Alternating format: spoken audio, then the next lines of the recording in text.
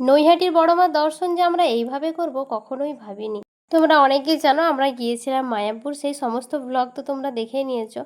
ফেরার পথে আমাদের একটা প্ল্যান হয়েছিল যে নৈহাটির বড় মা দর্শন করে বাড়ি ফিরবো। যেমন কথা তেমন কাজ, ভোর 3টেয় আমরা বেরিয়েছিলাম হোটেল থেকে। অনেকটা জার্নি করে এখন আমরা চলে এসেছি নৈহাটি স্টেশন থেকে। মোটামুটি 10-15 মিনিট হাঁটলেই পাওয়া যায়, তবে আমরা প্রচণ্ড ক্লান্ত ছিলাম তাই একটা রিক্সা করে নিয়েছি। বলতে বলতে পৌঁছেও গেছি বড় মার মন্দিরে। এই হচ্ছে সেই ফেমাস লেখা, ধর্ম যার যার বড় মা সবার। কথাটা শুনলেই যেন বড় মার কথা মনে পড়ে যায়। তোমরা কি একটা জিনিস খেয়াল করেছো, মন্দিরের সামনে একদমই কিন্তু ভিড় নেই। আমরাও দেখে একদম অবাক হয়ে গেছি, ভীষণই খুশি হলাম ভিড় নেই দেখে। তারপর এলাম একটা ডালা কিনতে। এখানে এক হাত ছাড়া ছাড়া দোকান, পাশাপাশি প্রচুর পরিমাণে দোকান। সবাই ডালা নেওয়ার জন্য একবারে যেন তোমাকে টেনে দোকানের মধ্যে ঢুকিয়ে দেবে, এরকম একটা ব্যাপার। একটা ডালা নিলাম। শরীরের মধ্যে প্রচণ্ড পরিমাণে একটা ক্লান্তি আছে আমাদের সকলেরই, কিন্তু বড় মা যেখানে নিজে চেয়েছেন সেখানে তো সফল হবেই আমাদের কাজ।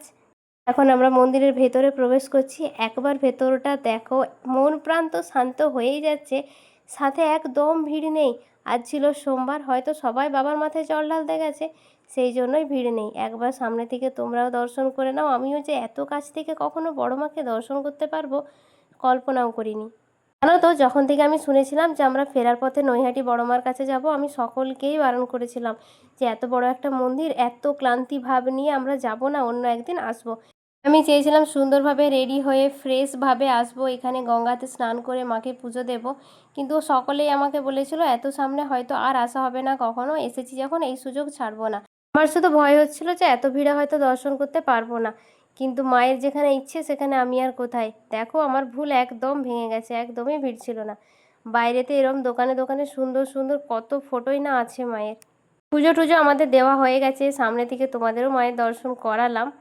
এখন আমি আমার দিদিদেরকে খুঁজছি, সবাই এইদিক ওইদিক মোটামুটি ছড়িয়ে গেছে, যে যার মতো পুজো টুজো দিচ্ছিল। এখন যাচ্ছি আমি গঙ্গার ঘাটে, মানে মন্দিরের সামনে যে গঙ্গার ঘাটটা আছে, এখান থেকে প্রচুর মানুষ দণ্ডি কেটে মায়ের মন্দিরে যাচ্ছে। আমি এই মায়াপুর এলাম আর এই নৈহাটিতে এলাম, এসেই গঙ্গার জল স্পর্শ করেছি। আগেই মায়াপুরে করে নিয়েছি, তবে এইবারই প্রথমবার করলাম।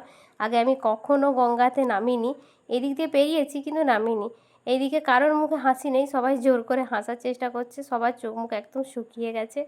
শুকিয়ে যাওয়ারই কথা। 3 দিনে আমরা একটুও ভালোভাবে ঘুমোইনি, প্রত্যেক দিনই 3টের সময় উঠেছি, আজও তাই 3টের সময় উঠে বাস ধরেছি।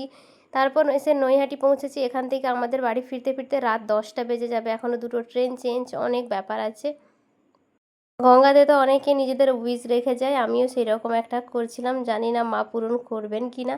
সকলে এদিকে মোটামুটি ব্যস্ত, আমার দিদিরা যে যার বাচ্চা কাচ্চা নিয়ে।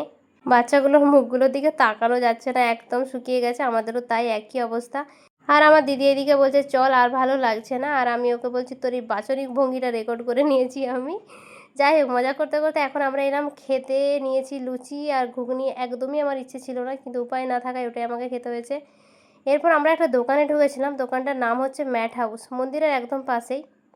এখানে জেঠুদের ব্যবহার, দোকানি জেঠুদের ব্যবহার ভীষণই ভালো। এখানে ডালা কিনলে, প্রত্যেকটা দোকানে প্রায় এরকম দেখলাম যে ডালা কিনলে এখানে ব্যাগ রাখতে দিচ্ছে, প্লাস বসতে দিচ্ছে। আর এক্সট্রা টাকা দিলে একটা রুম আছে, ওখানে চেঞ্জ ফেঞ্জ কেউ করতে পারে। আমরা প্রথমে জানতাম না, তাই অন্য একটা দোকানে টাকা দিয়ে ব্যাগ রেখেছিলাম। যাই হোক, চলো তাহলে আজকের ব্লগ এখানে রাখি। আর ভালো লাগছে না, শরীর আর দিচ্ছে না ভিডিও বানানোর জন্য। বাকি পথটুকু আমরা নিজেদের মতো করেই বাড়ি যাই। দেখা হচ্ছে বাড়ি গিয়ে পরের কোনো ব্লগে। টাটা।